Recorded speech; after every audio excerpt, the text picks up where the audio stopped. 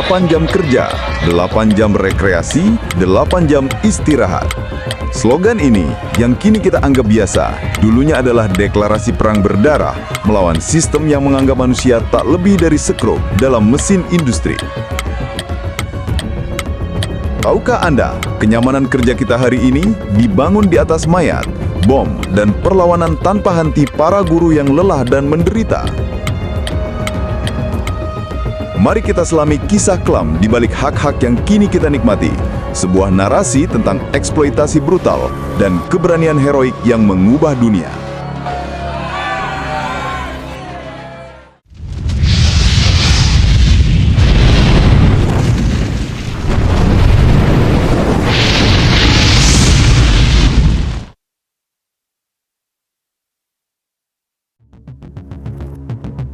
Sejarah sistem kerja modern pasca revolusi industri diwarnai oleh eksploitasi jam kerja yang ekstrim, sebuah babak kelam yang membentuk fondasi perjuangan hak-hak buruh.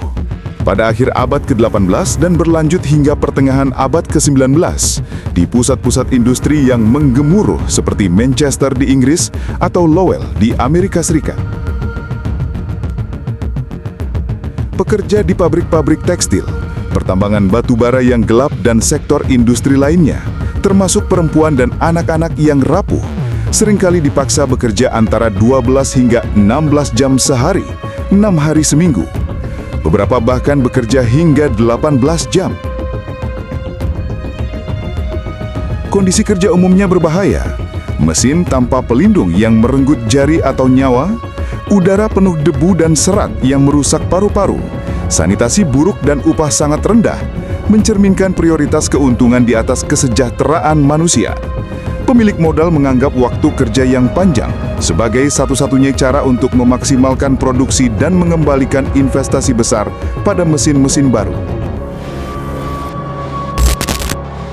Bunyi mesin yang menderu, derak roda gigi, dan suara desis uap yang tak henti-hentinya secara harfiah menggantikan suara manusia. Dalam kesunyian paksa pabrik yang membekap, di tengah kelelahan yang ekstrim dan penderitaan yang tak terucap, lahirlah perlawanan. Gelombang ketidakpuasan dan seruan untuk perbaikan mulai menguat, bukan hanya dari pekerja itu sendiri, tetapi juga dari para pemikir dan reformis sosial yang melihat ketidakadilan ini. Salah satu tokoh awal yang visioner adalah Robert Owen, 1771-1858, seorang sosialis utopis dan industrialis Wales yang memiliki pandangan revolusioner tentang hubungan antara kondisi kerja dan produktivitas. Pada tahun 1810, ia mengkampanyekan ide 8 jam kerja, 8 jam rekreasi, 8 jam istirahat, sebuah slogan yang kelak akan menjadi mantra global bagi gerakan buruh.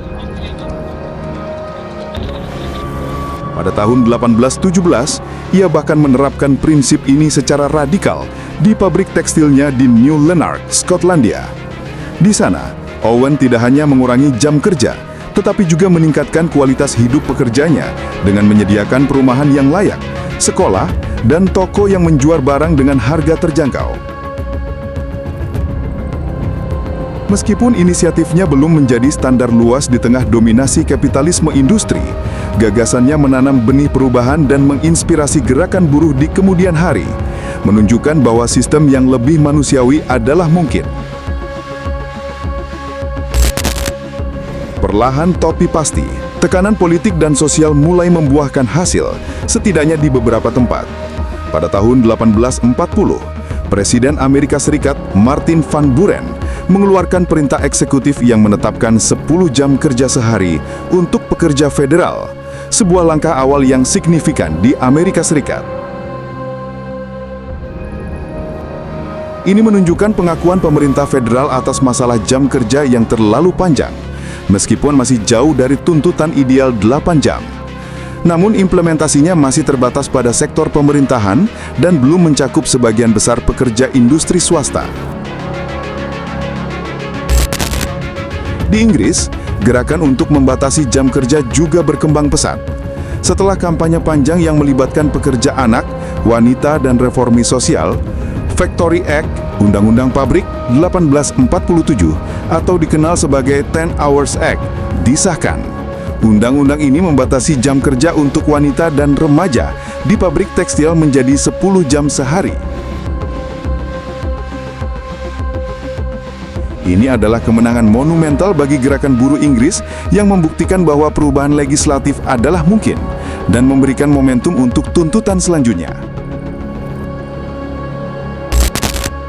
Perjuangan untuk 8 jam kerja semakin intensif di Amerika Serikat pada dekade 1860-an, pasca Perang Saudara.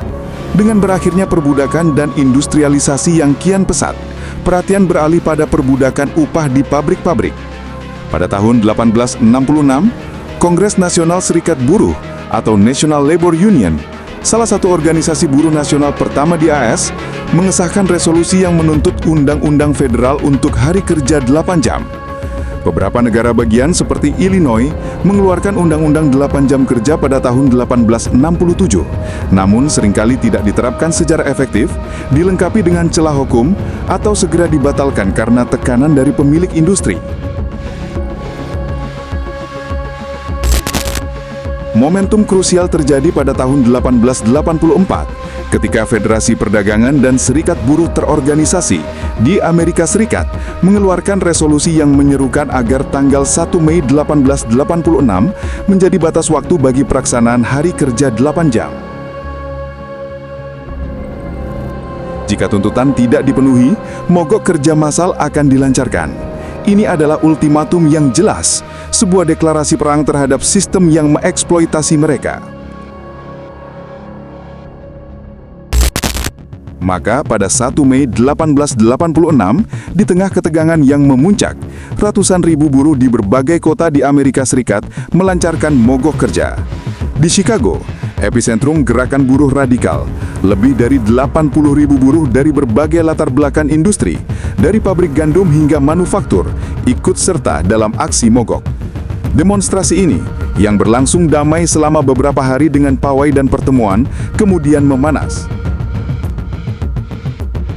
Pada 3 Mei 1886, bentrokan antara buruh mogok dan polisi terjadi di dekat pabrik McCormick Harvester yang mengakibatkan beberapa kematian buruh. Peristiwa ini memicu kemarahan massa dan seruan untuk pertemuan protes yang lebih besar. Dan pada malam berikutnya, sejarah berubah selamanya. Puncaknya terjadi pada 4 Mei 1886 di Haymarket Square, Chicago. Sebuah pertemuan protes digelar untuk mengecam kekerasan polisi sebelumnya. Saat polisi bersiap membubarkan kerumunan yang semakin besar, sebuah bom meledak di tengah kabut asap dan teriakan massa, suara yang akan menggema ke seluruh dunia. Ledakan itu menewaskan 7 petugas dan melukai puluhan lainnya. Insiden ini yang dikenal sebagai Haymarket Affair memicu gelombang penangkapan, pengadilan yang kontroversial yang sering disebut sebagai shoot trial, dan eksekusi beberapa pemimpin buruh anarkis, meskipun bukti langsung atas pelaku pelemparan bom masih kabur, dan banyak yang meyakini mereka adalah kambing hitam. Tragedi Haymarket, meskipun sempat menekan gerakan buruh di AS melalui represi dan propaganda anti-serikat, justru mengobarkan semangat perjuangan di kancah internasional.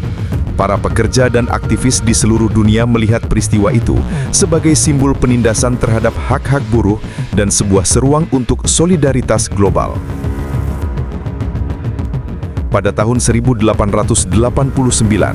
Kongres Sosialis Internasional kedua di Paris menetapkan 1 Mei sebagai Hari Buruh Internasional atau May Day untuk memperingati peristiwa Haymarket dan melanjutkan kampanye global untuk Hari Kerja 8 Jam. Sejak saat itu, May Day menjadi simbol perlawanan dan persatuan pekerja di berbagai belahan dunia. Pada awal abad ke-20, dengan semakin kuatnya serikat pekerja, lahirnya partai-partai buruh, dan tekanan politik yang tak terbendung, berbagai negara mulai mengadopsi regulasi jam kerja. Jerman mengadopsi 8 jam kerja pada tahun 1818 setelah Revolusi November, diikuti oleh Prancis pada tahun 1919. Gelombang reformasi ini menunjukkan bahwa perjuangan buruh bukan hanya tentang ekonomi, tetapi tentang hak asasi manusia, martabat dan keadilan sosial yang tidak bisa diabaikan lagi. Di Amerika Serikat, meskipun lambat, Adamson Act tahun 1916 menetapkan 8 jam kerja untuk pekerja kereta api, dan akhirnya Fair Labor Standard Act atau FLSA tahun 1938 mengukuhkan 40 jam kerja seminggu secara federal untuk banyak industri, menandai kemenangan besar setelah puluhan tahun perjuangan. Peran Organisasi Perburuhan Internasional atau ILO yang didirikan pada tahun 1819 sebagai bagian dari Perjanjian Versailles setelah Perang Dunia I sangat krusial dalam menyebarkan standar ini. Pada tahun yang sama, ILO mengadopsi Konvensi Jam Kerja Industri yang secara resmi menetapkan 8 jam sehari dan 48 jam seminggu sebagai standar internasional. Ini menjadi cetak biru bagi banyak negara untuk mengadopsi undang-undang ketenagakerjaan mereka sendiri, memberikan legitimasi global atas tuntutan buruh. Dampak perjuangan ini turut menjalar ke Hindia Belanda, sekarang Indonesia. Sejak awal abad ke-20, serikat-serikat buruh di Hindia Belanda, seperti Serikat Islam dan serikat-serikat pekerja di sektor perkebunan, pelabuhan dan kereta api, juga mulai menyuarakan tuntutan perbaikan kondisi kerja, termasuk batasan jam kerja yang lebih manusiawi.